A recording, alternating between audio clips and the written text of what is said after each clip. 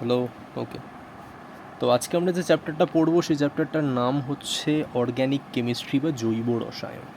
তো ওই জৈব রসায়নের যে চ্যাপ্টারটা আছে, এই চ্যাপ্টারটা আমাদের অ্যাকচুয়ালি লাস্ট চ্যাপ্টার, আমাদের মাধ্যমিকের সিলেবাসের লাস্ট চ্যাপ্টার হচ্ছে এটা, এবং এটা একটুখানি বড়। আজকে আমি হাফ পড়াবো আর নেক্সট দিনকে বাকিটা পড়াবো, ঠিক আছে? আজকে কিন্তু অনেক কিছু বোঝার আছে, তাই ভালো করে ক্লাসটাকে কিন্তু শুনতে হবে। আজকের যে চ্যাপ্টারটা তার নাম হচ্ছে জৈব রসায়ন বা অর্গ্যানিক কেমিস্ট্রি। তো সবার প্রথমেই যে প্রশ্নটা চলে আসে যে জৈব রসায়ন বলতে আমরা কি বুঝি। দেখো, জৈব পদার্থ মানেটা কি? জৈব পদার্থের মানেটা হচ্ছে এটাই যে আমরা যে সমস্ত দ্রব্যাদি মানে কোনো উদ্ভিদ বা প্রাণী এদের শরীর থেকে পেয়ে থাকি, মানে জীবন্ত ব্যাপার আর কি একটা, সেটাকেই আমরা জৈব যৌগ বলি। এবং মনে রাখতে হবে যে এই যত জৈব যৌগ আছে এর মধ্যে সবথেকে ইম্পর্ট্যান্ট যে এলিমেন্টটা থাকে তার নাম হচ্ছে গিয়ে কার্বন। আমরা যদি একটা বেসিক আইডিয়া জেনারেট করি, সেখানে একটা ব্যাপার আছে, মনে রাখতে হবে এটা, যে আমাদের কাছে যত জৈব যৌগ আছে তার মধ্যে কার্বন কিন্তু সবথেকে ইম্পর্ট্যান্ট। এবং এই যত আর কি জিনিসপত্র আমাদের ওয়ার্ল্ডের মধ্যে আছে, যাদের মধ্যে জীবন আছে, অর্থাৎ সেটা প্লান্ট হতে পারে, অ্যানিমেল হতে পারে, তাদের বডির মোটামুটি 50%-এর বেশি, বা মোটামুটি 50%, সেটা কিন্তু আমাদের কী দিয়ে তৈরি? কার্বন দিয়ে তৈরি। এটা হচ্ছে কার্বন দিয়ে তৈরি।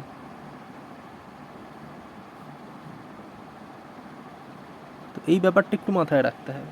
তাহলে আমাদের দৈনন্দিন জীবনে যত যা খাবার দাবার, মানে জামা কাপড়, ওষুধ, বই, যা কিছু আমরা ব্যবহার করি, সেগুলো আমরা কোথা থেকে পাচ্ছি হচ্ছে উদ্ভিদ বা প্রাণী থেকে পাচ্ছি। তো এই সমস্ত সজীব পদার্থ থেকে পাওয়া যায়, সেই কারণে এগুলোকে আমরা কি বলছি? জৈব যৌগ বলছি। তো জৈব যৌগ মাত্রেই যেটা বললাম, একটা কার্বনের যৌগ। এজন্য বর্তমানে জৈব যৌগকে কার্বনের যৌগ বা এটাকে কার্বন যৌগের রসায়নও বলা হতে পারে। তো এই জৈব যৌগ বলতে আমরা ঠিক কোনগুলোকে বুঝবো? মনে রাখতে হবে কার্বনের যে অক্সাইডগুলো হয়ে থাকে, মানে যেমন ধরো কার্বন ডাই অক্সাইড আছে, কার্বন মনোক্সাইড আছে, তারপরে যে কার্বনেটগুলো আছে, মানে হচ্ছে ধরো ক্যালসিয়াম কার্বনেট আছে, ম্যাগনেসিয়াম কার্বনেট আছে, এরকম যত আছে আর কি। তারপরে যত বাইকার্বনেট আছে, মানে ধরো এখানে একটা বললাম CaHCO3 বাইকার্বনেট, বা MgHCO3, এই সমস্তগুলো বাইকার্বনেটগুলো। বা হাইড্রোজেন সায়ানাইড যেগুলো আছে, মানে ধরো HCN,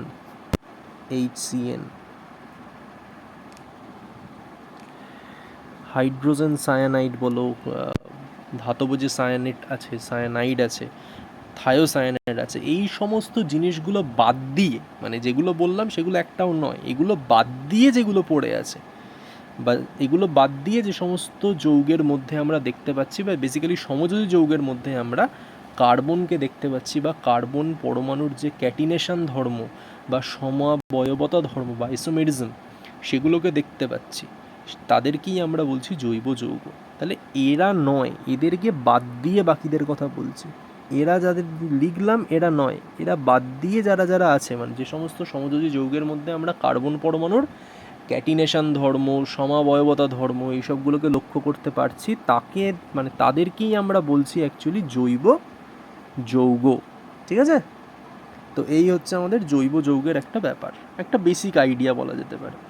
নেক্সট আমাদের এখানে এবারে আমাদের অনেক রকমের জৈব যৌগের এক্সাম্পল আমরা দিতে পারি। তো সবার প্রথমে আমি যদি একটা তোমার জৈব যৌগের এক্সাম্পল দিই, তাহলে কি হবে? দেখো, একটা জৈব যৌগের এক্সাম্পল, আরেকটা জিনিস তার আগে একটু বলে দিই, সেটা হচ্ছে এই যে কার্বন পরমাণু, আমরা জানি কার্বনের হচ্ছে ইলেকট্রন সংখ্যা কতগুলো থাকে? 6টা, বা প্রোটন সংখ্যা 6টা। এই 6কে আমরা ভাগ করতে পারি 2 আর 4-এ। তার মানে এটা যদি কে কক্ষ এল কক্ষ হয়, তাহলে সর্ববহিস্থ কক্ষে 4টে আছে। সর্ববহিস্থ কক্ষে 4টে থাকার অর্থ হচ্ছে এর কাছে 4টে ইলেকট্রন এরকমভাবে পড়ে আছে, ফ্রি ইলেকট্রনস পড়ে আছে 4টে। তো এই 4টে ইলেকট্রনকে ও শেয়ার করতে পারে, কাউকে দিয়ে দিতে পারে, বা কারোর সাথে শেয়ার করে সমযোজী যৌগ তৈরি করতে পারে। ঠিক আছে? মানে 4টে ইলেকট্রন থাকার অর্থ, মানে এখানে আমরা 4টে হাত বলতে পারি, 4টে হাত আছে, সেই হাতটা দিয়ে 4জনকে সে কার্বন কিন্তু ধরতে পারে। এই হচ্ছে 4।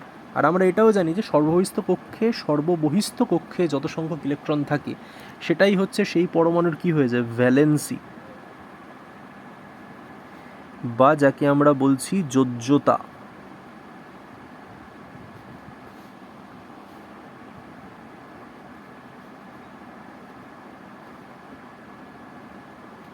যাকে আমরা বলছি যোজ্যতা। ঠিক আছে, তাহলে ভ্যালেন্সি বা যোজ্যতা। তাহলে কার্বনের এক্ষেত্রে যোজ্যতা কত হচ্ছে? 4 হচ্ছে। আর যোজ্যতা 4 থাকার অর্থ হচ্ছে এই দেখো 4টে হাত এরকম থাকবে, মানে চারজনকে কার্বন 4টে হাত দিয়ে ধরতে পারে। এবার আমি একটা যৌগ ফর্মেশন করছি। ধরো আমি একটা খুবই সিম্পল একটা যৌগ, আমরা জানি যে ধরো কার্বনের এখানে 4টে ইলেকট্রন বাইরে আছে। এবার এখানে একটা হাইড্রোজেন এসছে, আমরা জানি হাইড্রোজেনের একটা সর্বস্থক ইলেকট্রন থাকে, আর একটা হাইড্রোজেন এখানে আছে, আর একটা হাইড্রোজেন আমি ধরলাম এখানে আছে, আর একটা হাইড্রোজেনকে আমি একটু নিচে করলাম এইখানে আছে। এবার আমরা জানি যে হাইড্রোজেনের একটা ইলেকট্রন এতে আর একটা ইলেকট্রন আছে ছেড়ে দেবে না, সেটা তো পসিবল নয়। তো কী করবে? শেয়ার করবে। তাহলে কার্বন এখানে আমরা দেখতে পাচ্ছি যে কার্বন এই ইলেকট্রনটা একে শেয়ার করবে, আর হাইড্রোজেন এই ইলেকট্রনটা কার্বনের সাথে শেয়ার করবে। যখন শেয়ার করলো এইখানে কিন্তু একটা বন্ড তৈরি হলো। যখন শেয়ারিং হয় তখন একটা বন্ড তৈরি হয়। এবারে সিমিলার ওয়েতে এরা দুজনেও শেয়ার করবে, মানে এইখানেও একটা হচ্ছে বন্ড তৈরি হবে। এরা দুজনেও শেয়ার করবে, তার মানে এইখানেও একটা হচ্ছে বন্ড তৈরি হবে, বা এরাও শেয়ার করবে, এইখানেও একটা বন্ড তৈরি হবে। তাহলে এই হলো ব্যাপার, 4টে বন্ড এখানে তৈরি হয়ে গেল। এবং এইখান থেকে এই বন্ড তৈরি করার ফলে যে যৌগটা তৈরি হলো সেই যৌগটার নাম কি বলো তো? সেই যৌগটার নাম আমরা সবাই জানি, সেই যৌগটার নাম হচ্ছে আমাদের CH4, বা যাকে বলা হয় হচ্ছে মিথেন। তাহলে আমাদের এইভাবে মিথেনের ফর্মেশন হলো। এই সেম জিনিসটি কিন্তু আমরা আগেও পড়েছি, সেই লুইস ডট স্ট্রাকচার করে যখন সমযোজী যৌগ পড়ছিলাম তখন কিন্তু আমরা এইগুলো সব পড়ে নিয়েছি। তো আশা করি তোমাদের এই জিনিসগুলো সবই মনে আছে। নেক্সট মিথেনের পরে যদি আমি আর একটা যৌগ দেখাই, সেটাও খুব ইম্পর্ট্যান্ট। তারপরের একটা যৌগ আছে, যেমন হচ্ছে আমি বলি যে অনেক সময় ধরো কার্বন আর একটা কার্বনের সঙ্গে যুক্ত হয়েছে। কার্বনের আছে হচ্ছে বেসিক্যালি 4টে ইলেকট্রন আছে, এই কার্বনেরও আছে, এই কার্বন পরমাণুরও অবভিয়াসলি থাকবে। এবারে আমরা এখানে দেখতে পাচ্ছি যে এই কার্বন কার্বনও কিন্তু বন্ড করতে পারে। এই কার্বনের অ্যাকচুয়ালি তাহলে কতগুলো লাগবে? এই একটা কার্বনের 4টে ইলেকট্রন, মানে চারটে ইলেকট্রন আছে, মানে 4জনের সাথে যুক্ত হবে, এরও 4জনের সাথে যুক্ত হতে পারে। এবারে দেখা গেল যে এই কার্বন কার্বন এরা দুজনের সঙ্গে একটা যুক্ত হয়ে গেছে, আর বাকি ওদের ফ্রি হ্যান্ড এখানে অনেকগুলো পড়ে আছে। এর ক্ষেত্রে এর কাছে 3টে আছে, এর কাছেও 3টে আছে। তো এই 3টে হাত, এই 3টে করে প্রত্যেকটাতে যদি একটা করে এইচ এসে বসে যায় তাহলেই হবে। যদি এরকম এসে বসে যায় তাহলে বেসিক্যালি যেটা ফর্ম হলো সেটা কি? সেটা হচ্ছে আমাদের C2H6। দেখো 6টা ইলেকট্রন, এই 6টা হাইড্রোজেন আছে, 1টা 2টো 3টে 4টে 5টা 6টা হাইড্রোজেন আছে, আর 2টো কার্বন আছে। তাহলে এটা তৈরি হলো কি? C2H6। এই C2H6 এর নাম হচ্ছে আমাদের ইথেন। এবার সিমিলার ওয়েতে মানে এই দেখো এরকম অনেক আছে, ঠিক আছে? এখানে 2টো কার্বন দিয়ে দেখালাম, তোমার 3টে 4টে 5টা 6টা এরকম অনেক কার্বন হতে পারে। আমি একটা বড় দেখিয়ে দিই, লাইক 4টে কার্বনের, ধরো একটা কার্বন আছে এখানে, কার্বনের একটা কার্বন, কার্বন কার্বন, মানে বেসিক্যালি মনে রাখতে হবে একটা কার্বনের 4টে হাত আছে।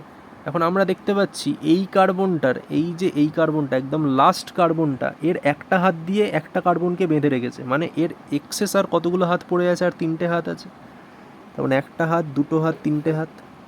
কিন্তু এই মাঝের কার্বনটা দেখছি, মাঝের কার্বনটা এর আগের কার্বনটার সঙ্গে একটা হাত দিয়ে বাইন্ড করেছে, আর ওর আরেকটা হাত দিয়ে তার পরের কার্বনটার সঙ্গে বাইন্ড করেছে। তার মানে এর কাছে ফ্রি হ্যান্ড আর মাত্র 2টো পড়ে আছে।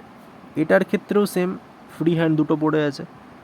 এটার ক্ষেত্রে দেখা যাচ্ছে আরও 3টে পড়ে আছে, কারণ ওটা একদম লাস্টে আছে, ওর পাশের জনের সাথে কারোর বাইন্ড করা নেই এখানে, তো এর 3টে হাত ফাঁকা পড়ে আছে। তো যতগুলো ফাঁকা হাত আছে সব কটাতে যদি একটা করে এরকম হাইড্রোজেন এসে বসে,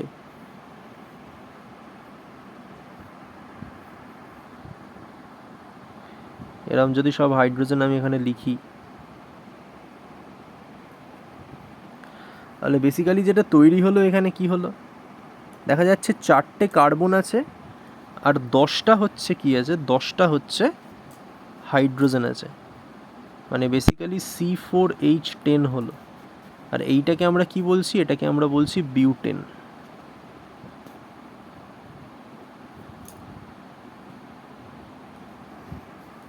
এইটাকে আমরা কি বলছি? বিউটেন বলছি। তাহলে এখানে আমরা অনেকগুলো করলাম, এখানে এইটা আমরা বিউটেন করলাম, তার ওপরে এইটা হচ্ছে আমাদের ইথেন করলাম, তার উপরে এইটা হচ্ছে আমাদের মিথেন করলাম, ওগুলো আলাদা করে দিলাম আর কি। এই যে মিথেন, ইথেন, বিউটেন, এই তিনটে কীভাবে ফর্মেশন হলো বোঝা গেল। আর এই যে ব্যাপারটা, এই যে আমরা একটা দেখলাম যে জৈব যৌগতে বহু সংখ্যক এই যে কার্বন পরমাণু একে অপরের সঙ্গে পরস্পর সমযোজী এক বন্ধন, দ্বিবন্ধন বা ত্রিবন্ধন দ্বারা যুক্ত হয়ে সুস্থিত কার্বন পরমাণু শৃঙ্খল তৈরি করে। এইটাকেই বলা হচ্ছে, এই বিশেষ ধর্মটাকেই বলা হচ্ছে ক্যাটিনেশন বা সশৃঙ্খলায়ন ধর্ম। সশৃঙ্খলায়ন মানে হচ্ছে নিজেই শৃঙ্খল তৈরি করছে, তাই জন্য এটাকে সশৃঙ্খলায়ন বলা হয়। আর ক্যাটিনেশন ধর্ম এটাকেই বলছে, এই যে দেখা যাচ্ছে যে চারটে হাতের মাধ্যমে সবাইকে এরকম যুক্ত করে নিয়েছে, তো এইটাকেই আমরা বলছি ক্যাটিনেশন ধর্ম। এবার এখানে আমি সিঙ্গেল বন্ড দিয়ে দেখালাম, এটা ডবল বন্ড, ট্রিপল বন্ড দিয়েও হতে পারে, তাতে কোনো অসুবিধা নেই। যেমন একটা যদি আমি এক্সাম্পল এখানে দিয়ে দিই তাহলেই হবে।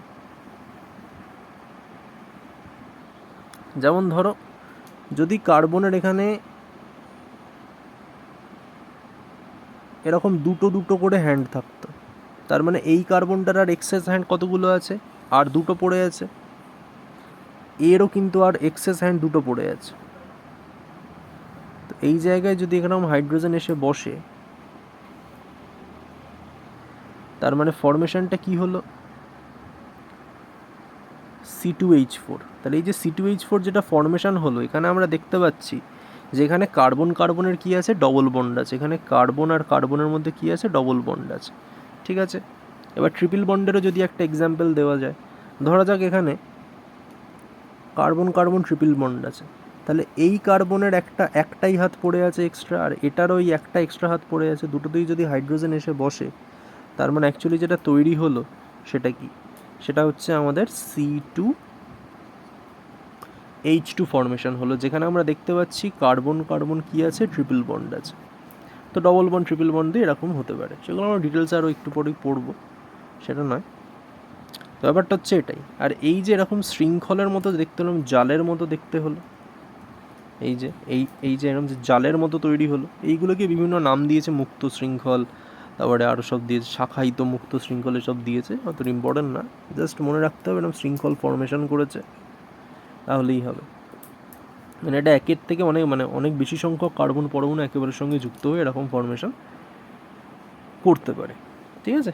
এবারে আরেকটা জিনিস মনে রাখতে হবে যেটা একটু ইম্পর্টেন্ট, সেটা হচ্ছে এইটা, এই যে আমি কার্বনকে এরকমভাবে আঁকলাম, যে কার্বন এরম আঁকলাম, এরম চারটে হাত এঁকে দিলাম, মনে হচ্ছে এটা যেন একই প্লেনে এরকম পরস্পরের সঙ্গে 90 ডিগ্রি অ্যাঙ্গেল করে আছে, বাট না, এরকম কিন্তু কোনো ব্যাপার নয়, ঠিক আছে। এই প্রত্যেকটা কার্বন পরমাণুর এই যে বন্ডিংয়ের যে ব্যাপারটা, এই যদি আমি এটা বলি কার্বন পরমাণুর যে চারটে হাত আছে বললাম, এই যে চারটে হাতের মধ্যেকার যে অ্যাঙ্গেলটা, বা এই যে একটা বন্ড এঁকেছি, এই বন্ডটার যে লেন্থটা, ডিফারেন্ট কালি দিয়ে দেখাই, এই যে লেন্থটা, এইগুলো কিন্তু সব ফিক্স থাকে। এই যে অ্যাঙ্গেলটা আছে, এটার ভ্যালুও কিন্তু ফিক্স থাকবে, মানে দুটো হাত এদের মাঝের অ্যাঙ্গেল,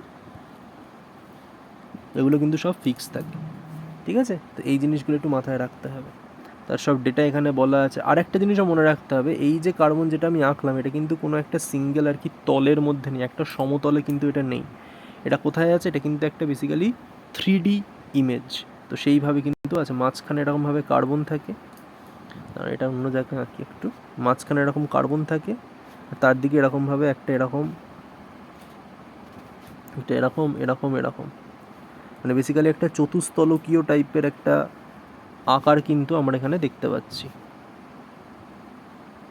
আর এই যে কর্নার্সগুলোতে আমি যেখানে ডট ডট বলে দিচ্ছি, এইখানে এই যে কর্নার্সগুলোতেই হচ্ছে বিভিন্ন মৌল এসে বসবে, সেখানে হাইড্রোজেন বসতে পারে বা অন্য কিছু যা আসবে সেটা বসতে পারে এখানে, ঠিক আছে। তাহলে এর শেপটা কীরকম হচ্ছে এটা মনে রাখতে হবে, শেপটা হবে হচ্ছে আমাদের চতুস্তলকীয়,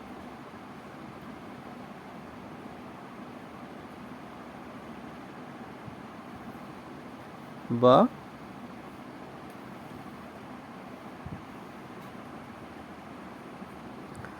টেট্রাহেড্রাল। আর এই যে অ্যাঙ্গেলটা যেটার কথা বলছি, এই যে অ্যাঙ্গেলটা বা এই যে বন্ধন দৈর্ঘ্য, মানে এই যে এইটার যে লেন্থটা, এইগুলোও কিন্তু সব ফিক্স আছে। মনে রাখতে হবে কার্বন পরমাণুর ক্ষেত্রে এই যে বন্ধন দৈর্ঘ্যটা, এটা যদি মুছে দিই এখানে, এই যে বন্ধন দৈর্ঘ্যটা, সেই বন্ধন দৈর্ঘ্যটা কত হচ্ছে? বন্ধন দৈর্ঘ্য হচ্ছে, এই বন্ধন দৈর্ঘ্য বলছি, যে অ্যাঙ্গেলটা হয় সেটা কত? সেটা হচ্ছে 109°28'। ঠিক আছে? আর এইখানে যেটা বললাম সেগুলোই লেখা আছে, এটা 1874 বিজ্ঞানী ভ্যান্ডফ অ্যান্ড লাবেল নিরপেক্ষভাবে এই যে এই চতুস্তলকীয় ত্রিমাত্রিক মডেলটা বলে কি বলছে, কার্বনের যে 4টে যোজ্যতা আছে তারা কিন্তু কেউই সমতলে থাকে না। কাল্পনিক একটা সুষম চতুস্তলকের কেন্দ্রে থাকে কার্বন, আর তার 4টে যোজ্যতা চার প্রান্তে প্রসারিত থাকে। আর এদের যোজ্যতার মধ্যবর্তী কোণটা কত হয়? কোণটা হয় 109°28'। তাহলে এই যে অ্যাঙ্গেলটা, এই অ্যাঙ্গেলটার ভ্যালু কত হচ্ছে? ভ্যালু হচ্ছে আমাদের 109°28'। এই অ্যাঙ্গেলটার ভ্যালু হচ্ছে, ঠিক আছে? আর এই বন্ধন দৈর্ঘ্যটা হচ্ছে আর কি বিভিন্ন ক্ষেত্রে, বিভিন্ন যৌগের ক্ষেত্রে কিন্তু ডিফারেন্ট হয়ে থাকে, তাই জন্য আমি এখানে ওইভাবে বলছি না। এবার এখানে যেটা আঁকলাম সেটা কি এখানে দিয়েছে এমন কিছু ব্যাপার না। এই যে এই ছবিটাই এঁকেছি, এই যে ব্যাপারগুলো সব বলেছি। মিথেনের গঠন তো আগেই বলে দিয়েছি। আচ্ছা, মিথেনের এখানে একটা জিনিস খুব ইম্পর্টেন্ট, সেটা হচ্ছে যে মিথেনে যে কার্বনের একটি পরমাণুর সঙ্গে 4টে হাইড্রোজেন পরমাণুর সাথে 4টে এক বন্ধন দ্বারা যুক্ত থাকে আমরা জানি। এই যে 4টে হ্যান্ড আছে, 4টে হ্যান্ডে হচ্ছে সবকটাতে দেখো এক বন্ধন আছে, সমযোজী এক বন্ধন, সিঙ্গেল বন্ড আছে, প্রত্যেকটা সিঙ্গেল বন্ডের একটা করে হাইড্রোজেন বসে আছে। আর এক্ষেত্রে মানে মিথেনের ক্ষেত্রে যেটা দেখা যায় সেটা হচ্ছে বেসিক্যালি এই কার্বন হাইড্রোজেনের বন্ধন দৈর্ঘ্য সেটা কত হচ্ছে 1.09 অ্যাংস্ট্রম হয়ে থাকে। আর এদের যে বন্ধনের যে অ্যাঙ্গেলটা, বন্ধন কোণ, সেটা কিন্তু 109°28' হয়ে থাকে। তাহলে 1.09 অ্যাংস্ট্রম। তাহলে এটা মিথেনের ক্ষেত্রে ওই অ্যাঙ্গেলটা হয়ে থাকে। মানে আমি যদি এই ছবিটা এঁকেছিলাম এখানেই যদি দেখাই তাহলে সুবিধা হবে, যে এই যে লেন্থটা, এই লেন্থটা কত বলছে? 1.09 অ্যাংস্ট্রম। অ্যাংস্ট্রম মানে এ লিখে মাথায় এরকম একটা গোল মতো।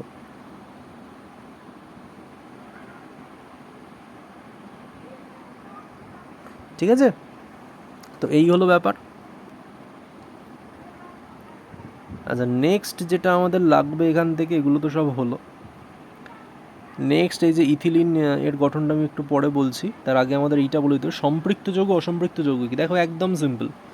সম্পৃক্ত যৌগ মানে বুঝতে হবে যে আমাদের যে সমস্ত যৌগের সমযোজী এক বন্ধন আছে, মানে কার্বন পরমাণুগুলি পরস্পর সমযোজী এক বন্ধন দ্বারা যুক্ত থাকে, তাকে আমরা বলছি স্যাচুরেটেড কম্পাউন্ড বা সম্পৃক্ত। যেমন এই যে ইথেন বললাম, মিথেন বললাম, বিউটেন বললাম, এই সবগুলো।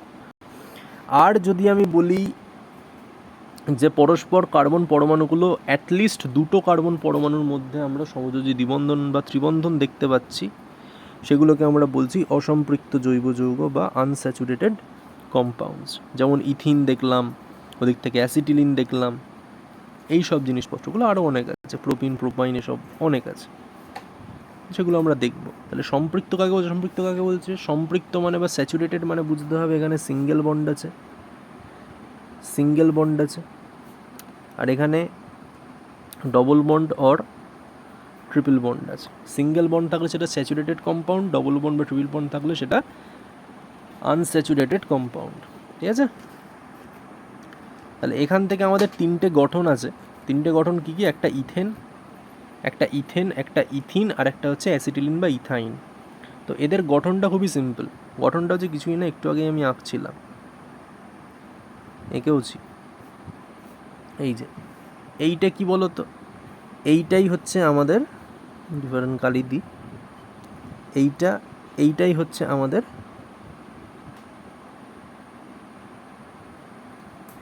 ইথিন, আর এইটা হচ্ছে আমাদের ইথাইন। তো এই দুটোই হচ্ছে ব্যাপার, এই দুটোকে একটুখানি মাথায় রাখতে হবে।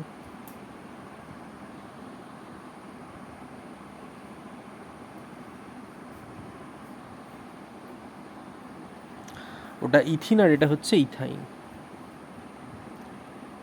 আর এদের অ্যাঙ্গেলগুলো সব দেওয়া আছে, তাতে কোনো অসুবিধা নেই, একটু জাস্ট দেখে নেবে তাহলেই হবে। যেখানে দেখো ইথেন তো সিম্পল জানি, ইথেন তো আমি আগেই এঁকেছিলাম যে সব মানে কি বলবো, দুটো কার্বন পরমাণু থাকবে এবং সেখানে হচ্ছে পুরোপুরিভাবে সব কটা সিঙ্গেল বন্ডের সঙ্গেই কানেক্টেড থাকবে। হাইড্রোজেন পুরোটাই থাকবে, মানে বেসিক্যালি এরকম দেখতে হবে, যে C2H6 এরকম দেখতে হবে। তো এখানে কার্বন আর হাইড্রোজেনের যে বন্ধন দৈর্ঘ্য সেটা কত, সেটা হচ্ছে 1.1 অ্যাংস্ট্রম বা 1.10 অ্যাংস্ট্রম। আর এদের অ্যাঙ্গেল দেখো, কার্বনের সঙ্গে হাইড্রোজেনের যে দৈর্ঘ্য সেইটা দিয়েছে 1.10 অ্যাংস্ট্রম, আর কার্বনের সঙ্গে কার্বনের যে বন্ধন দৈর্ঘ্য সেটা দিয়েছে 1.54 অ্যাংস্ট্রম। এটা ডিফারেন্ট হতে পারে, আগেই বলেছিলাম বন্ধন দৈর্ঘ্য ডিফারেন্টই হয়, কিন্তু এই যে হাইড্রোজেন কার্বন আর হাইড্রোজেনের যে অ্যাঙ্গেল এটা কিন্তু খুব একটা চেঞ্জ হয় না, এটা মোটামুটি সেমই থাকে। তো এখানে যেটা বলছে HCH যদি সিঙ্গেল বন্ড থাকে সব জায়গায়, সেখানে অ্যাঙ্গেলটা কত হয়ে যাচ্ছে, সেটা অ্যাঙ্গেলটা হয়ে যাচ্ছে সব ক্ষেত্রেই 109°28'। আর ইথিন যদি বলি, মানে যেখানে ডবল বন্ড আছে এখানে একটুখানি ডিফারেন্ট হবে, কারণ অবভিয়াসলি এখানে ডবল বন্ড যখন চলে এসছে এদের বন্ধন কোণটাও একটু চেঞ্জ হয়ে যাবে, এদের বন্ধন কোণটা হয়ে যাবে 120°। আর বন্ধন দৈর্ঘ্য যা আছে তো দেওয়া আছে, সব দেখে নেবে একবার। আর ইথাইনের ক্ষেত্রে বন্ধন দৈর্ঘ্য কত বলছে, 180। ইথাইন যেটা আছে সেক্ষেত্রে এই যে HC আর C এদের যে বন্ধন দৈর্ঘ্য সেটা কত হয়, সেটা হচ্ছে 180° হয়। আর এখানে এদের কোরেসপন্ডিং যে মানে কার্বন হাইড্রোজেনের বন্ধন দৈর্ঘ্য আর কার্বনের যে বন্ধন দৈর্ঘ্য আছে সেগুলো সব এখানে আলাদা করে দেওয়া আছে। তো এই জিনিসটা একবার দেখে নিতে হবে। নেক্সট আমাদের আরেকটা জিনিস যেটা ইম্পর্টেন্ট সেটা হচ্ছে কার্যকরী মূলক। দেখো, আমাদের জৈব যৌগের মধ্যে কিছু কিছু কিন্তু আবার কার্যকরী মূলকও থাকে। যেমন কিছু কিছু আমাদের এখানে মনে রাখতে হবে, কার্যকরী মূলকগুলোর সংকেত জানতে, নাম, সংকেত এবং তাদের যে যেটা মানে যৌগের শ্রেণীর নাম যেটা আছে সেগুলো কিন্তু জানাটা খুব ইম্পর্ট্যান্ট। যেমন একটা আমরা সবাই জানি যে হাইড্রক্সিল মানে OH গ্রুপ, সেটা আমরা সবাই জানি, এটা নতুন করে বলার কিছু নেই। আর একটা আছে কি ফরমাইল মানে মনে রাখতে হবে যে CHO। হাইড্রক্সিলটা হচ্ছে আমাদের OH, ফরমাইল মানে হচ্ছে গিয়ে CHO, কিটোন গ্রুপ হচ্ছে বেসিক্যালি CO, কার্বক্সিল মানে হচ্ছে গিয়ে COOH, আর অ্যামিনো মানে হচ্ছে গিয়ে NH2। তো এই জিনিসটাকে একটুখানি মাথায় রাখতে হবে যে হাইড্রক্সিল হচ্ছে OH, ফরমাইল গ্রুপ বা যেটাকে আমরা অ্যালডিহাইড বলি সেটা হচ্ছে CHO, কিটোনটা হচ্ছে বেসিক্যালি তোমার CO, যেটা কিনা যৌগের নামটা কিটোন, কার্বক্সিল মানে হচ্ছে COOH, মানে যেটা অবশ্যই কার্বক্সিলিক অ্যাসিড ফর্মেশন করে বা কার্বক্সিল কার্যকরী মূলকটার নাম, অ্যামিনো গ্রুপ মানে হচ্ছে NH2। আচ্ছা, এখানে আর একটা দেওয়া হয়নি, সেটা একটুখানি লিখে নিতে হবে, তার নাম হচ্ছে অ্যালকক্সি।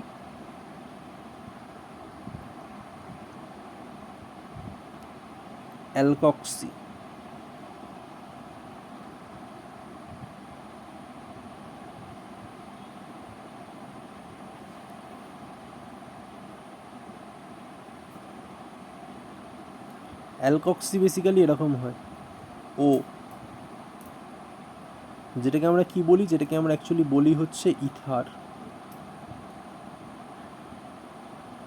যেটাকে আমরা বলি কি বলি হচ্ছে ইথার। তাহলে অ্যালকক্সি গ্রুপটা এখানে লেখা নেই, ওটাও লিখে নিতে হবে, অ্যালকক্সি গ্রুপ মানে হচ্ছে গিয়ে ইথার। এই হচ্ছে আমাদের ফাংশনাল গ্রুপ বা কার্যকরী মূলকের ব্যাপার।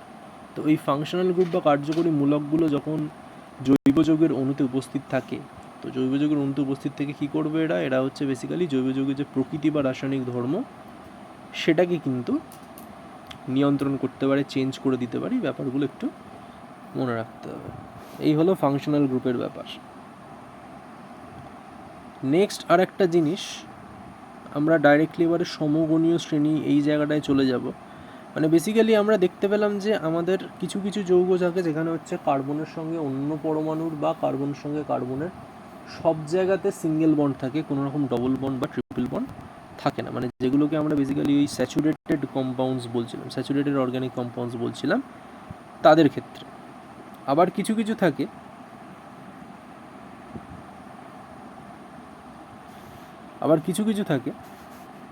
তাদের ক্ষেত্রে আবার ডবল বন্ড থাকে, অ্যাটলিস্ট একটা ডবল বন্ড তো থাকেই। আবার কিছু কিছু থাকে যাদের ক্ষেত্রে ট্রিপল বন্ডও থাকে। তো এইগুলোকে একটুখানি দেখে নিতে হবে। যেমন সবার প্রথমে আমি যদি একটা জিনিস বলি, সেটা হচ্ছে আমাদের যে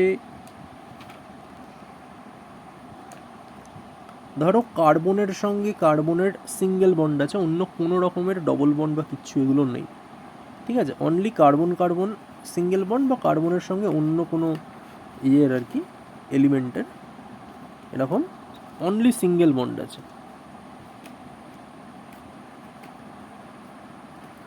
অনলি সিঙ্গেল বন্ড আছে। তো এগুলোকে আমরা কি বলছি? এইগুলোকে আমরা বলছি অ্যালকেন।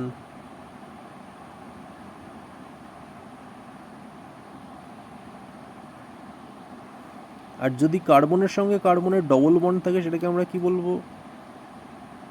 অনলি, না মানে এখানে অ্যাকচুয়ালি তোমার ডবল বন্ডও থাকতে পারে বা সিঙ্গেল বন্ড থাকতে পারে বা ট্রিপল বন্ড থাকবে না। মানে এখানে বেসিক্যালি আমরা বলতে পারি যে সিঙ্গেল অ্যান্ড ডবল বন্ড।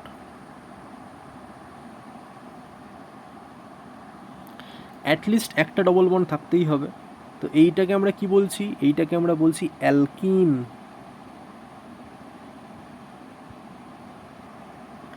আর যদি কার্বন কার্বন ট্রিপল বন্ড থাকে তাহলে মানে এখানে কি আছে? ট্রিপল বন্ড আছে,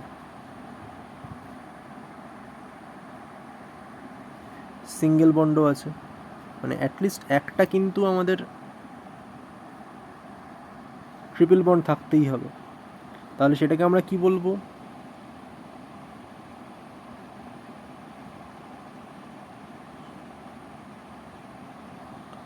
অ্যালকাইন। তাহলে অ্যালকেন, অ্যালকিন আর অ্যালকাইন, এই হচ্ছে তিনটে জিনিস একটুখানি মাথায় রাখতে হবে। এবার এটা পড়ার জন্য আমাদের আর একটা জিনিসও এর সাথে একসাথেই পড়তে হবে, সেটা মনে রাখবে যে এগুলোর নাম কি করে দেব। বেসিক ব্যাপারটা না হয় বুঝলাম যে সিঙ্গেল বন্ড থাকলে সেটা অ্যালকেন, ডবল বন্ড থাকলে সেটা অ্যালকিন, আর ট্রিপল বন্ড থাকলে সেটা অ্যালকাইন। এবার এইগুলোর কিছু কিছু ব্যাপার আছে। দেখো এদের যে ডিফারেন্ট ডিফারেন্ট কম্পাউন্ডের নাম সেটা কিন্তু আমরা ইজিলি বলতে পারি, বাট তার জন্য আমাদের একটা জিনিস মনে রাখতে হবে। যদি দেখো কার্বনের সংখ্যা, আমি এখানে কার্বনের সংখ্যা বলে লিখছি,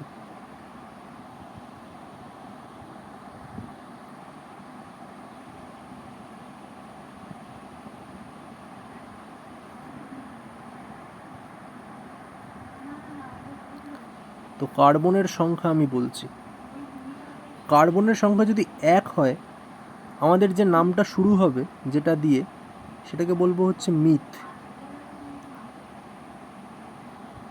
2 হলে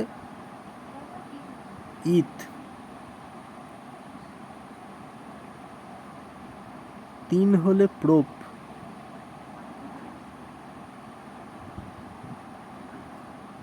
4 হলে বিউট,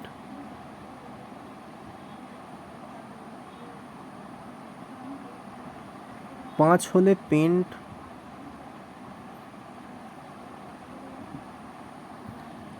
6 হলে হেক্স,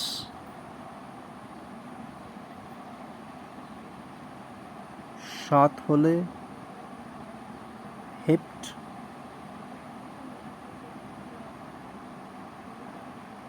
8 হলে অক্ট, 9 হলে নন,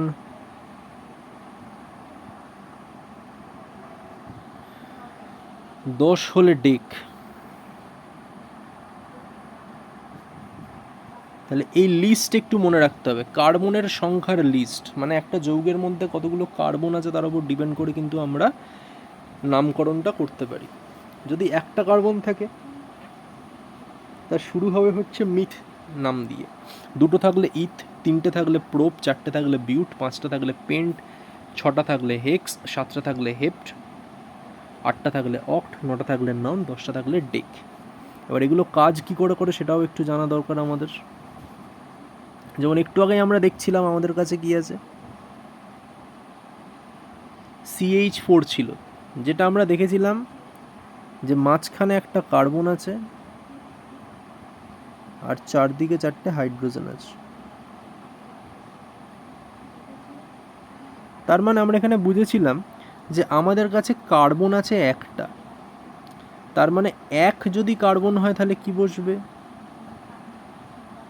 মিথ।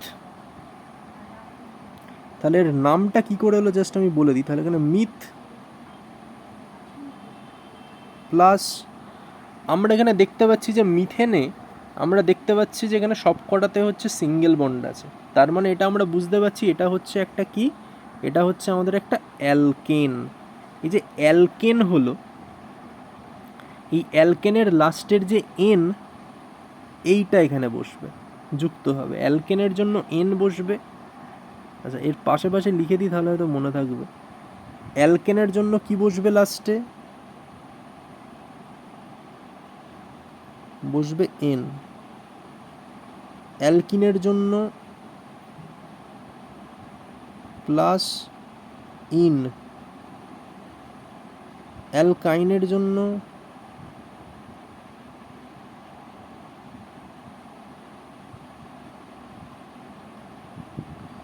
আইন। ঠিক আছে, তাহলে অ্যালকেনের জন্য এন, অ্যালকিনের জন্য ইন, অ্যালকাইনের জন্য আইন। ঠিক আছে, তাহলে যেহেতু দেখতে পাচ্ছি এখানে সবকটা সিঙ্গেল বন্ড আছে, তাহলে এন বসবে, তাহলে মিথ যুক্ত এন কি হবে বলো তো, মিথেন। মিথ যুক্ত এন কি হয়ে গেল, মিথেন হয়ে গেল। তো এইভাবে আমরা নাম করব।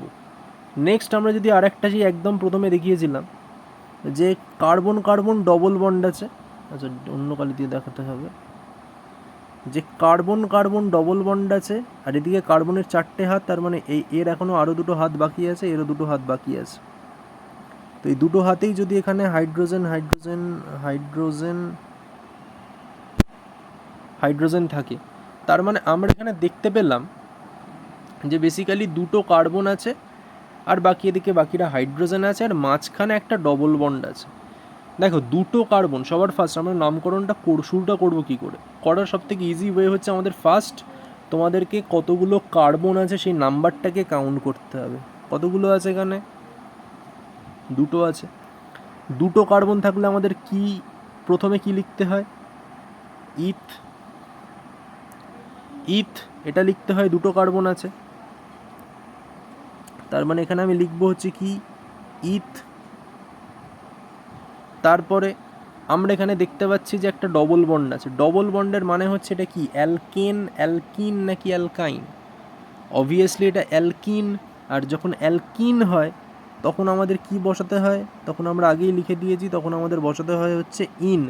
এই ইন শব্দটা আমাদের বেসিক্যালি কিন্তু লাস্টে বসিয়ে দিতে হয়।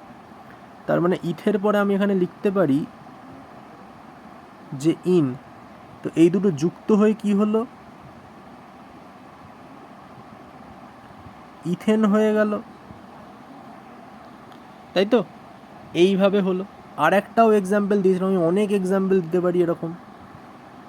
ধরো একটা নতুন এক্সাম্পল, এই রকম এখানে আমরা দেখতে পাচ্ছি সেখানে আরেকটা কার্বনের ডবল বন্ড দিয়ে দে, তাহলে এখানে একটা এইচ একটা এইচ,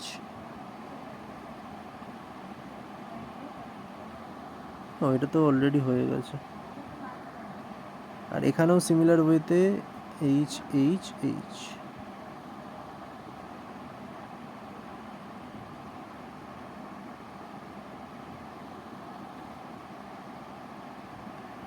তাহলে আমরা এখান থেকে দেখতে পাচ্ছি এটা কি, এটা হচ্ছে বেসিক্যালি লেখা আছে C3 1 2 3 4 5 6, C3H6 লেখা আছে। যদি আমাদের C3H6 লেখা থাকে তাহলে আমাদের এখানে 1 মিনিট,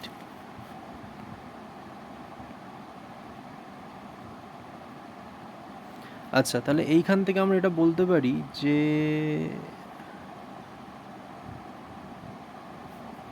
হ্যাঁ ঠিক আছে, তাহলে C3H6 যেটা আমাদের আছে এটার নাম কি হবে বলো তো, এটার নাম হবে, যেহেতু 3টে কার্বন আছে তাহলে আমাদের এখানে কি দিতে হবে, মিথ ইথ প্রোপ দিতে হবে, প্রোপ শব্দটা দিতে হবে।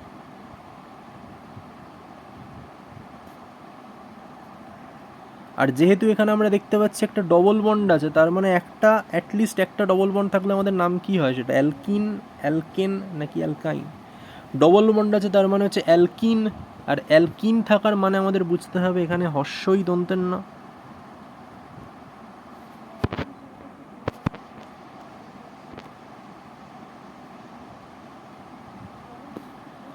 তাহলে এটা প্রোপিন,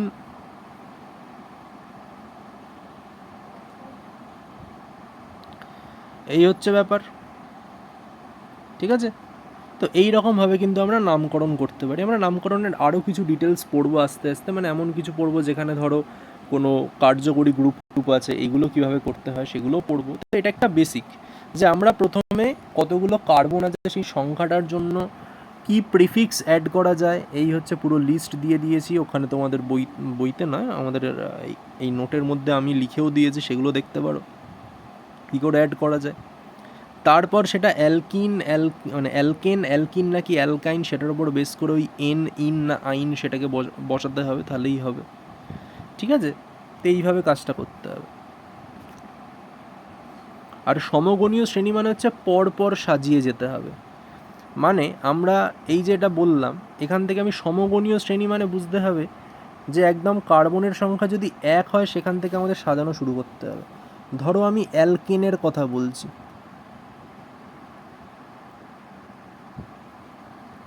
তো অ্যালকেন কী হবে? কার্বন যদি একটা হয় সেটা কী হবে? মিথেন, কারণ কার্বন একটা মানে মিথ আর এন। কার্বন যদি দুটো হয় সেটা হচ্ছে আমাদের কি? ইথেন। কার্বন যদি তিনটে হয় কি? প্রোপেন। কার্বন যদি চারটে হয় কি? বিউটেন। কার্বন যদি পাঁচটা হয়? পেন্টেন। তারপরে হচ্ছে হেক্সেন, হেপ্টেন, অক্টেন, ননেন, ডেকেন, এইভাবে চলে যাবে। অ্যালকেন হলো। অ্যালকিন কি হবে? অ্যালকিন হলে সেখানে আমাদের দেখো মিথিন কিন্তু হবে না, এটা একটা বুঝতে হবে। মিথিন কিন্তু হবে না, মিথিন বলে কিছু হয় না। কেন হয় না? তার কারণ আমাদেরকে বুঝতে হবে যে এই যে আমরা অ্যালকিনের কথা বলছি, অ্যালকিনের প্রপার্টি হচ্ছে অ্যাটলিস্ট দুটো কার্বনের মধ্যে যেন কার্বন কার্বন ডবল বন্ড থাকে। মানে অ্যালকিন ফর্মেশন করতে গেলে তোমার অ্যাটলিস্ট দুটো কার্বন তো লাগবেই। তাহলে অ্যাটলিস্ট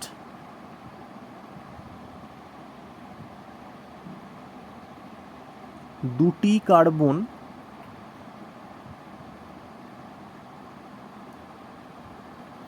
লাগবেই অ্যালকিন ফর্মেশনে।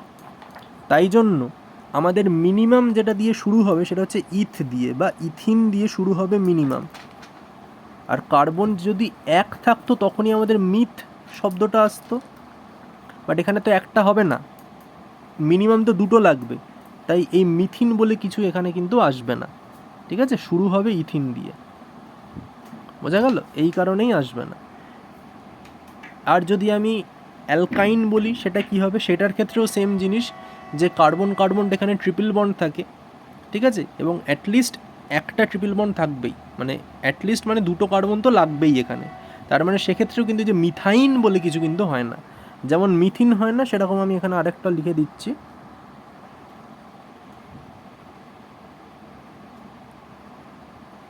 মিথাইন বলেও কিন্তু কিছু হয় না, এটা মনে রাখতে হবে। ও ক্ষেত্রেও কিন্তু আমাদের কার্বন কার্বন ট্রিপল বন্ড লাগবে অ্যাটলিস্ট দুটো, অ্যাটলিস্ট টু কার্বনস। তার মানে আমাদের এখানে বেসিক্যালি লোয়েস্ট যেটা, মানে নামটা যেটা, সেটা কি হবে? ইথাইন।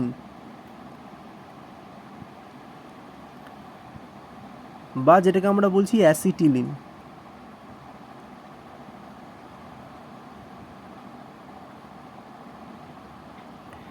ইথাইন বা অ্যাসিটিলিন এটা হচ্ছে আমাদের মিনিমাম, এটা মনে রাখতে হবে, ঠিক আছে?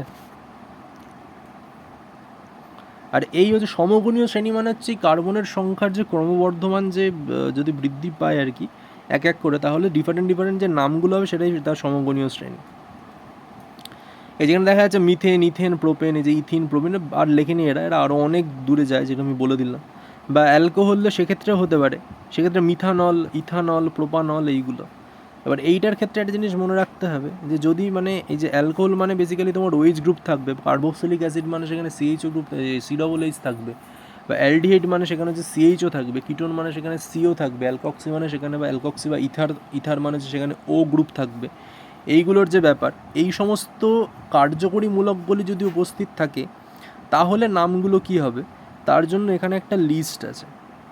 এই লিস্টটাকে একটুখানি মনে রাখতে হবে। এই লিস্টটা বেসিক্যালি এই লিস্টটা এখানে পরিষ্কার করে বলে দিয়েছে, যদি অ্যালকোহল থাকে তার মানে সেখানে আমাদের কি প্রত্যয়, আর প্রত্যয় মানে বেসিক্যালি লাস্টে যেটা অ্যাড হয় আর কি, সাফিক্স, সেটার কথা বলেছে। কি অ্যাড করতে হবে?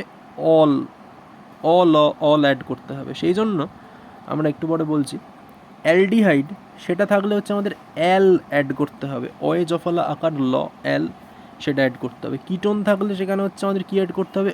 ওন। দেখো কিটোন লাস্টের যে ওন সেটা অ্যাড করলাম।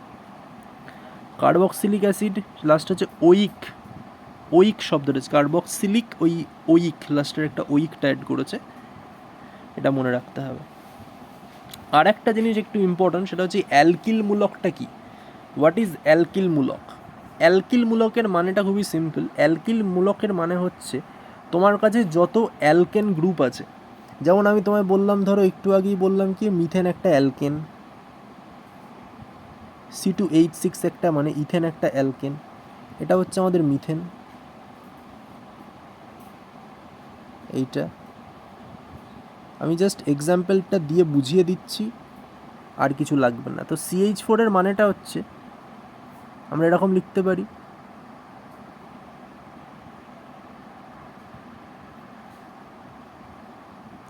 মনে রাখতে হবে যে কোনো অ্যালকেন থেকে যদি একটা হাইড্রোজেন বেরিয়ে যায় তাহলে যে মূলক ফর্মেশন হয় তাকে বলে অ্যালকিল মূলক। যদি আমরা দেখি যে এই একটা যে কোনো হাইড্রোজেন সেটা বেরিয়ে গেছে, এই হাইড্রোজেনটা পালিয়ে গেছে, তার মানে এই জায়গাটা এখনো ফাঁকা আছে, তখন এটা কি ফর্মেশন করবে? একটা হাইড্রোজেন বেরিয়ে যাওয়ার মানে হচ্ছে এটা CH3 বলে একটা কিছু ফর্মেশন করবে, যার এখনো একটা হাত ফাঁকা আছে। এই হাতে অন্য কেউ কিন্তু এসে বসতে পারে, যুক্ত হতে পারে। তো যখনই বলা হবে যে অ্যালকেন থেকে একটা হাইড্রোজেন বেরিয়ে গেলে কি তৈরি হবে? অ্যালকিল গ্রুপ তৈরি হবে। এটা কি জিনিস? এটা হচ্ছে অ্যালকিল গ্রুপ।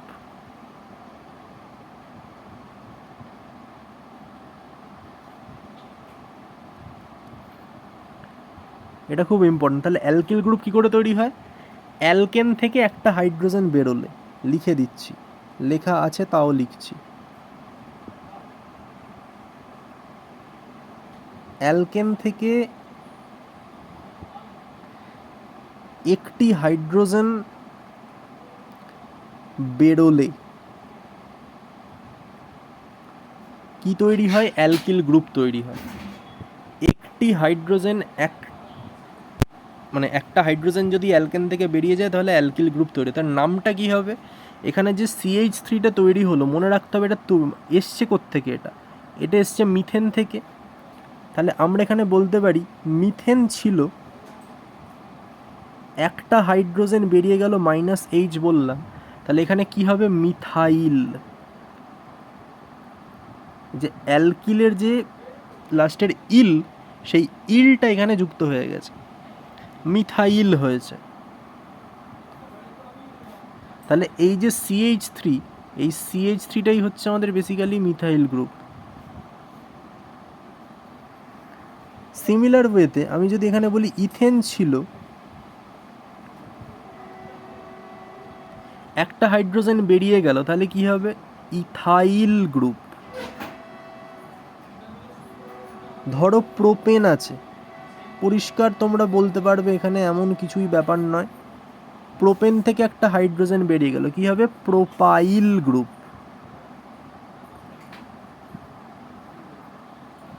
ঠিক আছে, এটসেট্রা। বা বিউটেন থেকে বেরিয়ে গেলে বিউটাইল, এরকমভাবে ফর্মেশন হতে থাকবে। এবারে মজার ব্যাপারটা হচ্ছে এটাই, যে ধরো এখানে ছিল এটা, চারদিকে চারটে হাইড্রোজেন ছিল,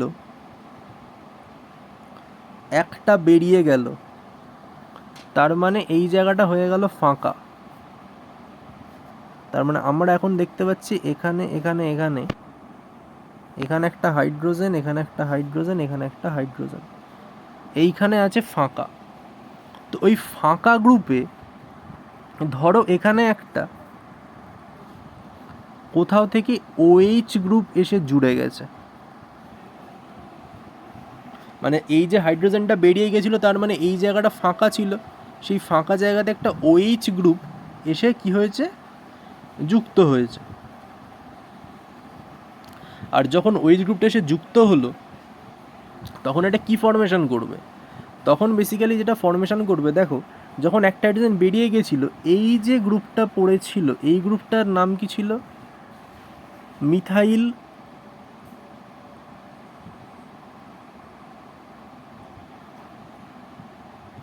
আর এখানে OH গ্রুপ যুক্ত হলে সেটাকে আমরা কি বলি, অল।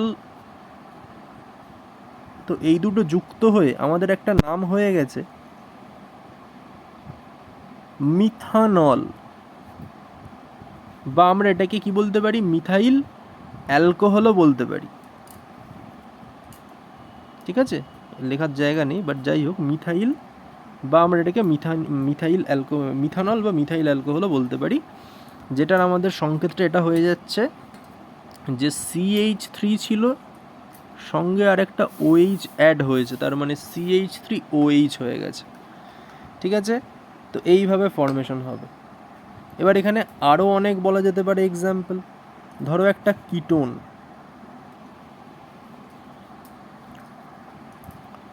ধরো এখানে ছিল C3H8, যেটা কিনা কার সংকেত,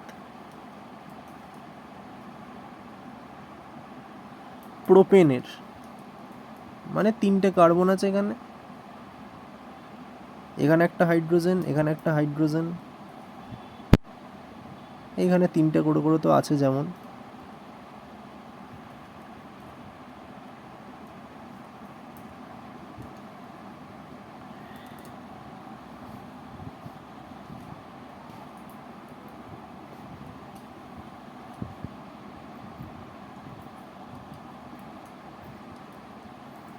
এবারে এই যে একটা হাইড্রোজেন, যে কোনো একটা হাইড্রোজেন, এটা যদি এখন বেরিয়ে যায়,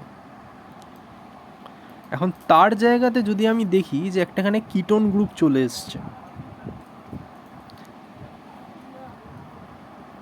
CO, বা এটাকে আমরা ভেঙে লিখতে পারি C ডবল বন্ড, এরকম যদি একটা গ্রুপ এখানে কোথাও চলে আসে তখন কি হয়ে যাবে, তখন আমরা এটাকে বলতে পারি যে প্রোপানন। যদিও এখানে একটা ব্যাপার হবে, যেখানে যে Hটা চলে গেছে তার জায়গাতে যখন Cটা আসবে এখানে আরেকটা Cকেও আর কি রিপ্লেস করতে হবে, না হলে হবে না। তো যাই হোক, যদি এরকম হয়, বা ধরো এখানে এইটা থেকে যদি অ্যালকোহল দিয়ে যদি বোঝাই তাহলেও হতে পারে যে আমরা Hটা বেরিয়ে গেছে তার জায়গাতে OHটা এখানে এন্ট্রি নিয়েছে, তার মানে আমরা এখান থেকে বলতে পারি যে তৈরি হলো প্রোপাইল,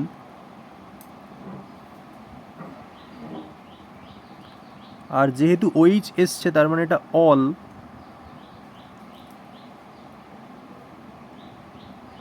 তার মানে আমি অ্যাড করে বলতে পারি এটাকে প্রোপানল, বা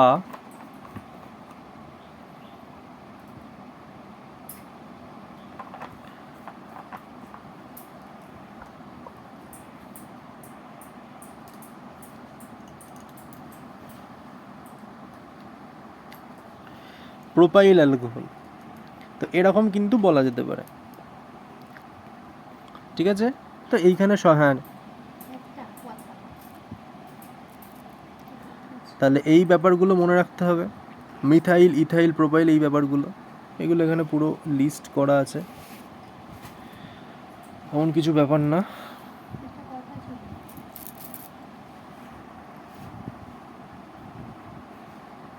এখানে সব নাম দেওয়া আছে, এই যে যেগুলো বলছিলাম আর কি, নামগুলো সব দেওয়া আছে, এই যে ইথিন, প্রোপিন, ইথাইন, এই সব সমস্ত লিস্ট দেওয়া আছে, একটু জাস্ট দেখে নেবে তাহলেই হবে। আর প্রোপানন এই যে আমাদের CH3CO যেটা বলছিলাম না, ওখানে কার্বন আর দুটো কার্বন ওখানে বেরোতে হবে, মানে একটা কার্বনকেও সঙ্গে বেরোতে হবে, তবে ওখানে CO, কারণ অলরেডি যখন COটা অ্যাড হচ্ছে তখন ওর মধ্যে অলরেডি একটা কার্বন আছে, তো এটা একটা ব্যাপার যে CH3CO CH3 এরম হবে। মানে এটা আমি যদি লিখে দিই CH3CO আর CH3, তো এই হচ্ছে ব্যাপার, এটা এমন কিছু না। এই জায়গাটা একটু দেখে নেবে এই লিস্টগুলো। হ্যাঁ, আর একটা জিনিস যেটা লাস্ট পড়ে আছে, নামকরণ কী করে করতে হয় সব বলে দিয়েছি। আর একটা জিনিস সেটা হচ্ছে গিয়ে কোথায় গেল,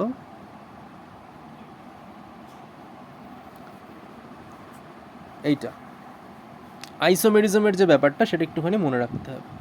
আইসোমেরিজমটা কি বলছে দেখো, আইসোমেরিজমের যে ব্যাপারটা সেটা খুবই সিম্পল। সেটা হচ্ছে আমাদের কাছে যে আণবিক সংকেতগুলো আছে, আণবিক সংকেতের মানে হচ্ছে আমাদের দেখতে হবে যে আমরা যে জৈব যৌগটা গঠন করছি সেখানে কতগুলো কার্বন আছে, কতগুলো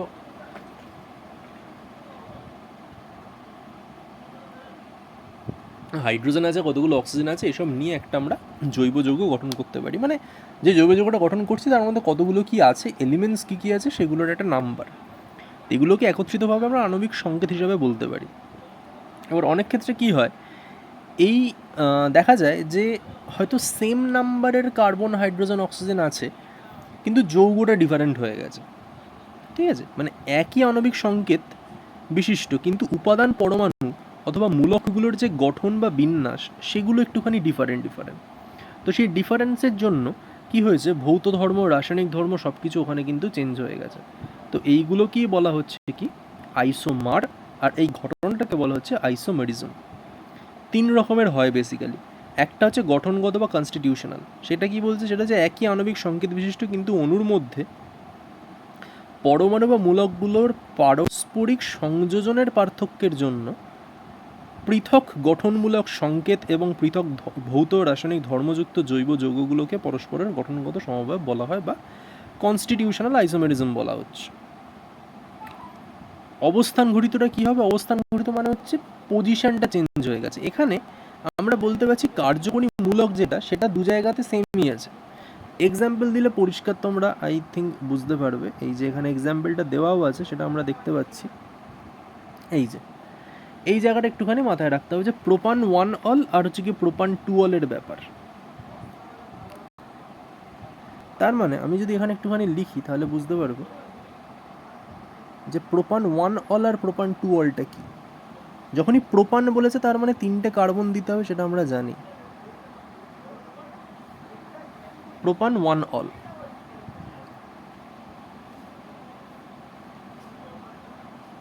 hydrogen hydrogen hydrogen hydrogen hydrogen.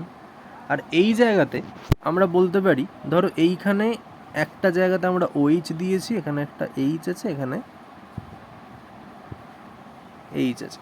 তার মানে আমরা এই জায়গায় দেখতে পাচ্ছি যে এই যে OH এর গ্রুপটা, এটা 1 নম্বর কার্বনে আছে, এটা 2 নম্বর কার্বন, এটা 3 নম্বর। আমি জাস্ট কাউন্টিং করি, এটা 1 নম্বর, 2 নম্বর, 3 নম্বর কার্বন। এই OH গ্রুপটা আমরা দেখতে পাচ্ছি যে 1 নাম্বার কার্বনের সঙ্গে কানেক্টেড আছে।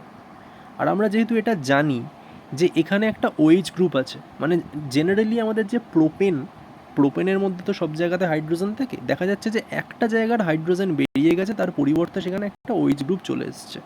তার মানে সেটার নাম তো হয়ে যাবে, জানি আমরা যে প্রোপানল বলে আমরা জানি। কিন্তু এখানে একটুখানি নাম্বারিং করে বলতে হবে যে আমাদের কত নম্বর কার্বনের সঙ্গে কানেক্টেড আছে। আমরা এখানে দেখতে পাচ্ছি এখানে যে কানেকশানটা আছে সেটা যে 1 নম্বর কার্বনের সঙ্গে আছে। তাই জন্য এটার নাম আমি বলতে পারি প্রোপান 1 অল। এই 1টা এটাই বোঝাচ্ছে জাস্ট যে 1 নম্বর কার্বনের সঙ্গে এই অল মানে OH গ্রুপটা 1 নম্বর কার্বনের সঙ্গে যুক্ত আছে।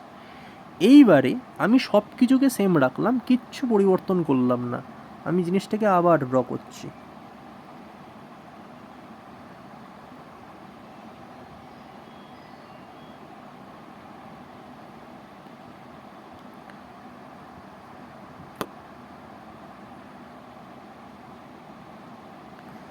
শুধুমাত্র আমি একটা পরিবর্তন করছি, ছোট্ট একটা চেঞ্জ।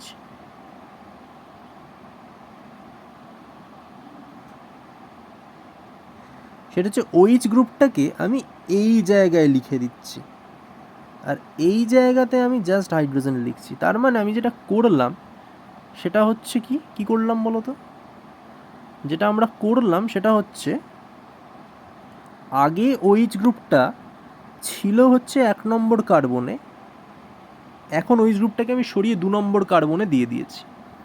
আর যখনই আমি 2 নম্বর কার্বনে দিয়ে দিলাম তখনই এর নামটা কিন্তু চেঞ্জ হয়ে গেল। নামটা চেঞ্জ হয়ে এবার কি হয়ে যাবে? এবার হয়ে যাবে হচ্ছে প্রোপান 2 অল। কেন প্রোপান 2 অল? কারণ এখন 2 নম্বর কার্বনের সঙ্গে OH গ্রুপটা আছে, বা অল যেটা আসে আর কি, যার জন্য আসে এটা হচ্ছে OH গ্রুপের জন্য আসে, তো এটা কিন্তু প্রোপান 2 অল হয়ে গেল। তো এখানে আমরা দেখতে পেলাম যে দুটো ক্ষেত্রেই কিন্তু একদম এটা সেম আছে। মানে আমি যদি কাউন্ট করে বলি আণবিক সংকেতটা, এখানে 3টে কার্বন আছে, তাই C3 1 2 3 4 5 6 7, 7টা হাইড্রোজেন আর OH। এই আণবিক সংকেতটা এখানেও আছে, আবার এই সেম আণবিক সংকেতটা আমাদের এইখানেও আছে, দু জায়গাতেই আছে। মানে তুমি যদি এই জায়গাটাকেও কাউন্ট করে দেখো, এখানেও কিন্তু 3টে কার্বন পাবে, 1টা 2টো 3টে 4টে 5টা 6টা 7টা হাইড্রোজেন পাবে, আর একটা OH গ্রুপ পাবে। মানে আণবিক সংকেতটা দু জায়গাতেই সেম আছে, কিন্তু তা সত্ত্বেও আমরা দেখতে পাচ্ছি এখানে দুটো ডিফারেন্ট টাইপ অফ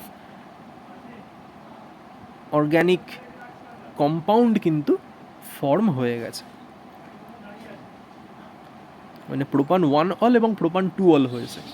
এবং এই প্রোপান 1 অল আর প্রোপান 2 অলের ক্ষেত্রে কিন্তু এদের যে ভৌত এবং রাসায়নিক ধর্ম, এটা কিন্তু পুরোপুরিভাবে আলাদা হয়ে থাকে। তাহলে এই যে আমরা দেখতে পাচ্ছি কার্যকরী মূলকের পজিশনাল যে একটা চেঞ্জ হলো, তা সত্ত্বেও আমরা দেখতে পজিশনাল এই চেঞ্জের জন্য যে ভৌত ধর্ম এবং রাসায়নিক ধর্মের যে পরিবর্তন দেখতে পেলাম, এইটাকেই আমরা কি বলছি? এটাকেই আমরা বলছি পজিশনাল আইসোমেরিজম। পজিশনাল আইসোমেরিজম বলা হচ্ছে।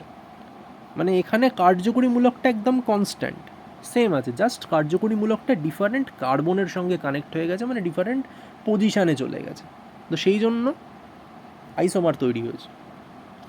তারপরেরটা যেটা বলছে মানে হচ্ছে কার্যকরী মূলক সমাবয়বতা। এইটা কি বলছে? এখানে বলছে যে এখানে হচ্ছে ওই আণবিক যে সংকেতটা সেটা তো সেম থাকবে। আইসোমারে একটা জিনিস মনে রাখতে হবে, যতই আইসোমার তৈরি করো যাই করো না কেন, আইসোমারে আণবিক সংকেতটা সব ক্ষেত্রে সেমই থাকে, ভিতরেই কিছু উল্টোপাল্টা হয়ে যায়। তো কার্যকরীমূলক সমবায়তা মানে বুঝতে হবে এখানে আণবিক সংকেতটা সেম আছে, কিন্তু এখানে কার্যকরী মূলকটাই চেঞ্জ হয়ে গেছে, বাট আণবিক সংকেতটা সেম আছে। কি করে হতে পারে এটা? তার একটা খুব অ্যাকচুয়াল কারণটা হচ্ছে এইটা, এটা আমি বললাম এখানে, এটা দেখো C2H6O, এই আণবিক সংকেত মানে দুটো কার্বন 6টা হাইড্রোজেন 1টা অক্সিজেন। এই C2H6O এইটা দিয়ে বেসিক্যালি দুটো জিনিস তৈরি করা যায়। একটা তো আমরা সবাই জানি যে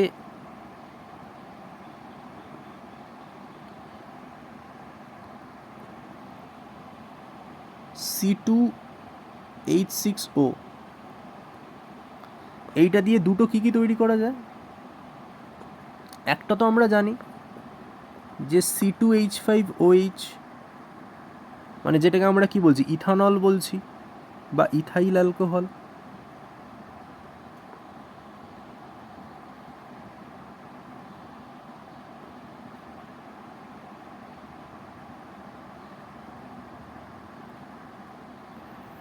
আরেকটা যেটা তৈরি করা যায় সেটা বলা হচ্ছে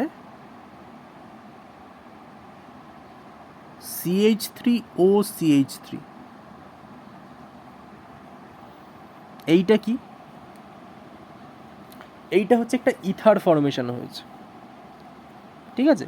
এইটা কি হয়েছে? এইটা হচ্ছে একটা আমাদের ইথার ফর্মেশন হয়েছে, CH3OCH3, মানে যেটাকে আমরা ডাইমিথাইল ইথার বা মিথক্সিমিথেন বলছি। ডাইমিথাইল ইথার বা মিথক্সিমিথেন এটাকে আমরা বলে থাকি। কি বলে থাকছি? Dimethyl ether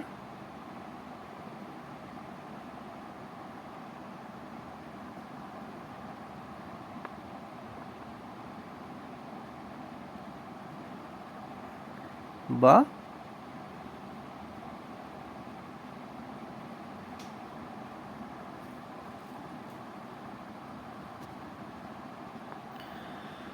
মিথক্সিমিথেন।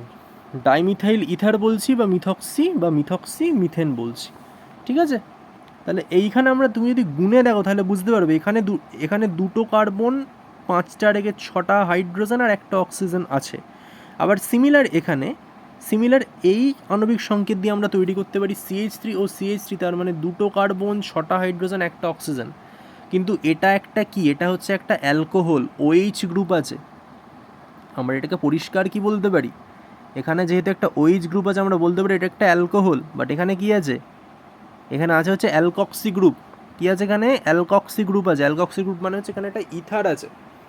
তার মানে এখানে দেখতে পেলাম যে কার্যকরী মূলকটা সেটাই চেঞ্জ হয়ে গেল, কিন্তু আণবিক সংকেতটা সেম থাকলো।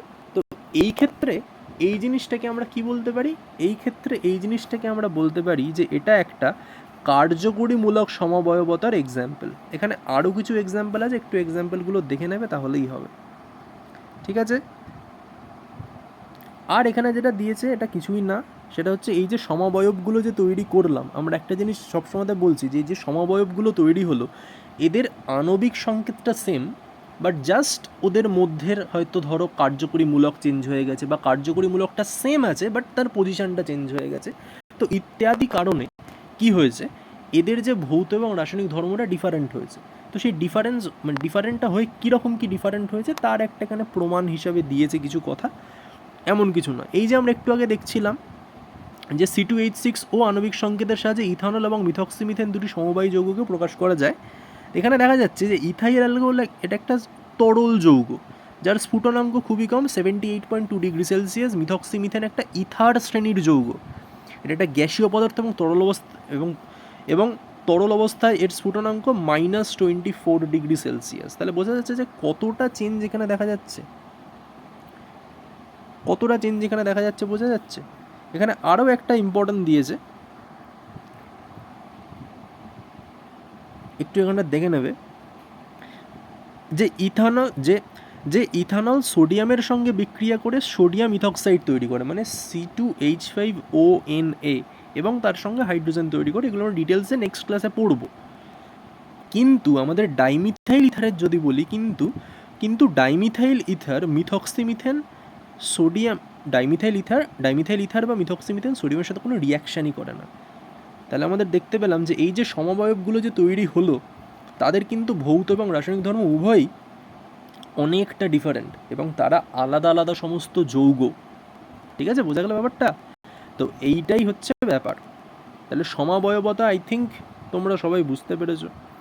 এখান থেকে সবই বলে দিয়েছি, সমগণীয় শ্রেণী ফ্রেণী করে সবই যা বোঝানোর ছিল সেগুলো সবই বুঝিয়ে দিয়েছি। আর এখানে ফার্স্টে একটা ওই জৈব অজৈব যৌগের ডিফারেন্স আছে, এটা এমন কিছু ব্যাপার না, ভেরি সিম্পল, তোমরা জানো। জৈব যৌগ জলে অদ্রাব্য, জৈব দ্রাবকে দ্রবণীয়। অজৈব যৌগটা উল্টো হবে, জলে দ্রাব্য হয় আবার জৈব দ্রাবকে অদ্রাবণীয় হয়। জৈব যৌগের গলনাঙ্ক স্ফুটনাঙ্ক সেটা অপেক্ষাকৃতভাবে কম হয়, বাট অজৈব যৌগের ক্ষেত্রে সেটা গলনাঙ্ক স্ফুটনাঙ্কটা অনেকটা বেশি হয়, কারণ তাদের মধ্যে খুবই একটা স্ট্রং বন্ড থাকে। সেই কারণে তাদেরকে গলাতে বা তাদেরকে ফোটাতে, মানে তাদের স্টেট চেঞ্জ, মানে তাদের স্টেট চেঞ্জ করতে অনেক বেশি পরিমাণ হিট এনার্জি প্রোভাইড করতে হয়। তাই জন্য অজৈব যৌগগুলোর গলনাঙ্ক স্ফুটনাঙ্ক অপেক্ষাকৃতভাবে বেশি হয়ে থাকে জৈব যৌগগুলোর তুলনায়, কারণ জৈব যৌগের মধ্যে অনেক উইক একটা বাইন্ডিং এনার্জি কাজ করে সেই কারণে। আর স্বাভাবিকভাবেই জৈব যৌগগুলো কখনোই আয়ন ফর্মেশন করে না। এরা কি করে, এরা হচ্ছে ইলেকট্রনটাকে অন্য এলিমেন্টের সঙ্গে বা অন্য মূলকের সঙ্গে শেয়ার করে সমযোজী এক বন্ধন, দ্বিবন্ধন বা ত্রিবন্ধন তৈরি করে, কোভ্যালেন্ট বন্ড ফর্মেশন করে। তো এখানে তো কোনো আয়নের ফর্মেশনই হচ্ছে না, মানে জলীয় দ্রবণে বলো বা গলিত অবস্থায় বলো, এরা কিন্তু কখনোই আয়ন ফর্মেশন করে না। আর আয়ন ফর্মেশন না করলে এরা কখনোই তড়িৎ পরিবহনটা করতেই পারবে না, কারণ তড়িৎ পরিবাহিত হবেই হচ্ছে হয় ফ্রি ইলেকট্রনসের মাধ্যমে, নাহলে আয়নের মাধ্যমে। তো এটা তো ফর্মেশন করে না, তো হবে না। বাট অজৈব যৌগটা করে থাকে, যেটা আমরা ডিটেলসে পড়েছি তড়িৎ বিশ্লেষণ চ্যাপ্টারে, আমরা ডিটেলসে পড়েছি যে এরা কিন্তু জলীয় দ্রবণে বা গলিত অবস্থায় এগুলি সাধারণত আয়নিত হয় এবং তড়িৎ পরিবহন করতে পারে। জৈব যৌগ কিন্তু ওই যে সমগণীয় শ্রেণী, সমাবয়বতা, কার্যকরীমূলক, এই সমস্ত ধর্ম কিন্তু জৈব যৌগে আমরা দেখতে পাই না। বাট উল্টো বললাম, জৈব যৌগে কিন্তু এইগুলো সবই দেখা যায়, মানে সমগণীয় শ্রেণীর ধর্ম, সমাবয়বতার ধর্ম, কার্যকরীমূলকের যে ব্যাপারটা সেগুলো দেখতে পাই।